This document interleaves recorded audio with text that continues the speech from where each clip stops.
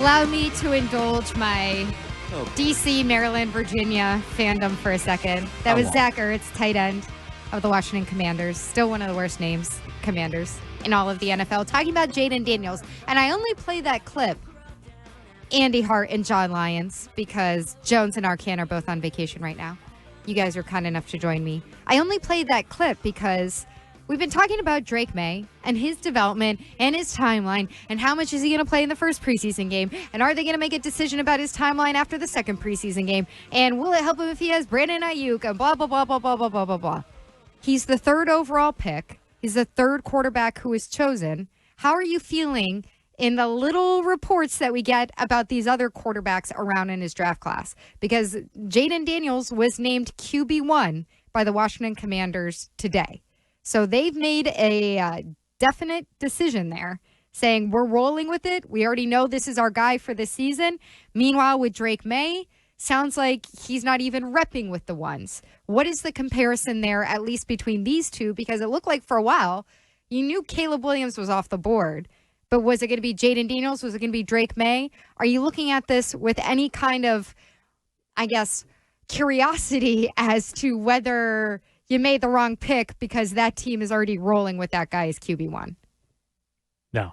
I mean, the reason Drake Maye went 3 is because Daniels was more pro-ready. I mean, we talked about this in February, March, April. Like, the reason Maye went 3, he wasn't as pro-ready as Williams or Daniels, so I expect it. And he's more pro-ready than Bo Nix, who in Denver reports are is third on the depth chart, maybe second, it looks like. So I think it's kind of right where it I mean, like we've been talking about, it shouldn't be a week 1 starter. Like, probably a midseason, or you said, what, week 5, Andy? Week 5, baby. Right. So, like, I feel like he's kind of where he should be. Like, there's some growing pains there, but then there's some things it feels like he's picking up and doing a little bit better. I'm kind of satisfied with where his development is. Andy, Me too. Andy, where would you rank among his class? And honestly, I'm going to take Penix out of the mix because it seems like he's not going to get a real shot at that starting job this season unless it's by injury or complete disaster. So I'm just going to remove him from the mix. For the rest of that quarterback class, where do you think Drake Maye ranks in terms of his development when you're looking at Caleb Williams, Bo Nix, Jayden Daniels, and J.J. McCarthy? So probably third.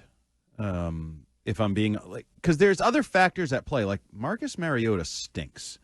Fair. I'm not saying Jacoby Brissett is great, but Jacoby Brissett is what he is, right? He's sort of that journeyman, stable, not going to throw interceptions. He's like known commodity. Mariota, as recently of a year ago, was on like the QB thing. It was borderline uncomfortable watching it because he's borderline a starting quarterback, and yet they're following him around like he's God's gift. But if you look at just the overly simplistic, they went in a certain order. The first guy was told he was a starter basically day one. They Caleb made a Williams. move to right. The second guy has now been told 2 weeks into training camp practices, you're a starter, and oh, by the way, your backup isn't really that good. And Drake Maye, we'll see where it goes. Is that late August? Could he steal that? Maybe. I don't rule that out. You still have the joint practices. Is it a week, 2 weeks, a month into the season? That would seem to fall in line. And I would also just say that Jayden Daniels is older and more experienced. He transferred from one school to another. He has more snaps. And Bill Belichick, when he was doing the McAfee, was kind of pointing to the, which I think this is overplayed, but like the inexperience of Drake Maye. He's young and he hasn't played a lot of football. He hasn't seen. And I'm like, well, he started for 2 years. Like, that's kind of a normal amount of football, especially in the old days, to you start for 2 years, then you're probably a pro prospect. But no, I think he's probably just about where he should be. There's some Bo Nix stuff going on. Yeah. Penix is a different guy. McCarthy has been high and low. I thought McCarthy might be pro-ready, might have a chance, especially when you have He's a Justin Jefferson. He's also in a better offensive situation. Yes. With Kevin O'Connell there, Jordan Addison at receiver. Like Justin Jefferson and T.J. Hawkinson. Jefferson, right. I mean, I actually think he's a guy that there should be some pressure on to, because that's what he was in college. I'm not telling you carry us, but you have the weapons around you. You just signed a left tackle to $1 bazillion. You kind of have all the pieces to just go be a young game manager and let your weapons give them the ability to make plays. Whereas Drake Maye is in a interesting situation in terms of experience, interesting situation in terms of what's around him, and he was the third quarterback taken. So is it okay if he's the third to start? Sure. Just this week, Albert Breer from Sports Illustrated. I want to read you this little note that he had on J.J. McCarthy. He was going around all the quarterbacks in this rookie class. With J.J. McCarthy, he says he's shown himself to be a fast study. The accuracy and arm the Vikings saw on tape are there, as are the intangibles.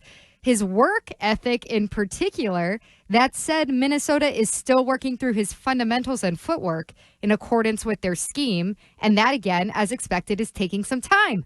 So progress is coming steadily, but Minnesota's been pretty committed to its plan to bring McCarthy along step by step, with Sam Darnold still taking the majority of first-team reps and showing the arm talent of a former third overall pick, giving them the flexibility to sit the rookie if that's what's best.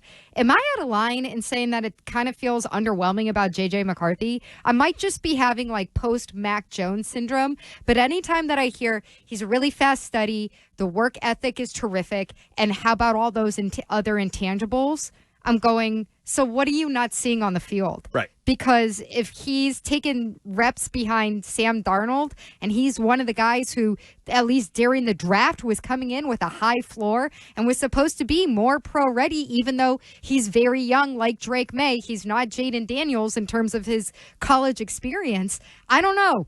It's giving me a little shades of Mac Jones, and that's making me feel better about Drake Maye. And there's some...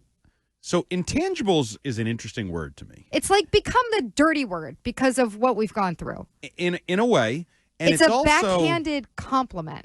Yes, because it means you're not that good. Because no one raves about intangibles when you have Joe Milton's arm. Well, I think it depends on where it comes. If intangibles is the second thing you say about a guy, like if you're like, oh, he's a great player and he has the intangibles. Sure. But if you lead with, oh, he's got the intangibles. Yeah. He's out there. Like, I think it's also. Is it the first or second word you're using? Like, oh, he's a great leader when he was the college captain and starting quarterback. Right. Okay. And that's where I was going with all-star this. Team? Like, Mac Jones was at Alabama. They rolled through a season. Playing on he's a college at all-star team. A school where he had the best everything. The best defense, the best offensive line, the best coach, the pro best everything. System, pro coach, everything. To me, intangibles, if I was going to really, like, dig into a guy's intangibles, you know who failed grossly with his intangibles for me? Mac Jones. Because to me, intangibles matter. But that wasn't the book on him coming in. No, I know, but that's my point. How can he be showing intangibles a week into training camp?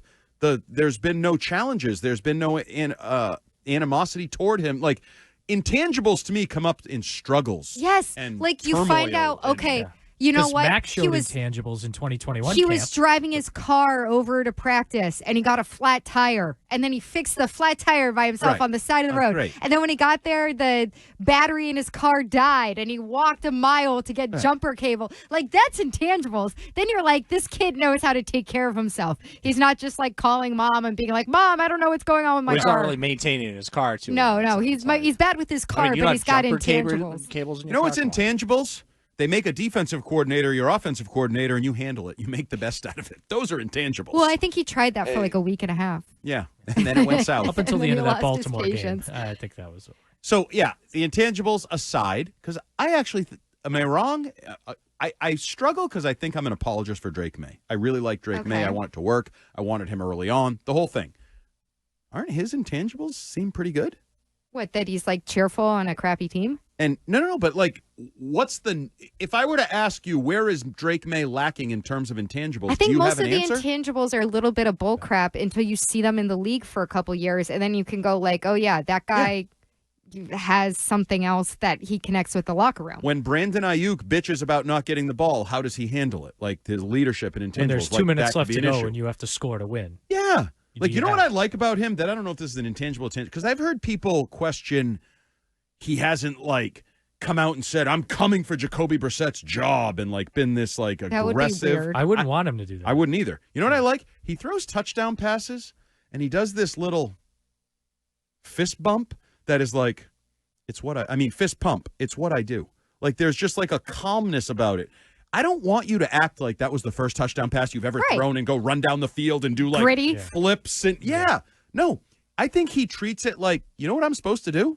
Complete that pass. That's why they drafted me and you third. don't see him doing breathing exercises on the sideline either. I just, not to take a shot at Mac, but that felt like a shot at Mac. Yeah, that was a shot at Mac. You got to own that. But I think it was just hello. I like the way Drake Maye has carried himself on the field, off the field since he arrived here. So if we're going to measure intangibles at a stupid early point where I think it's not appropriate, his intangibles have been just great.